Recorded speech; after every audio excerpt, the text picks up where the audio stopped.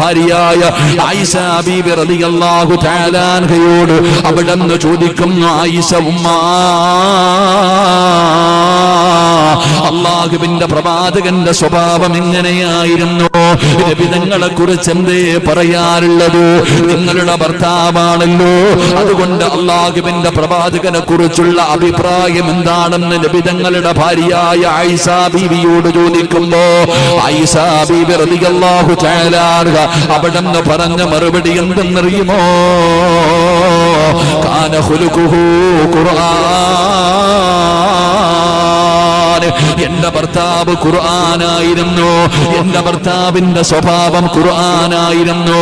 എന്റെ ഭർത്താവ് പരിശുദ്ധമായ ഖുർആൻ എന്താണോ പറഞ്ഞിട്ടുള്ളത്, അല്ലാഹുവിന്റെ വിശുദ്ധമായ ഖുർആൻ എന്താണോ പറഞ്ഞിട്ടുള്ളത്, അതുപോലെയാണ് എന്റെ ഭർത്താവ്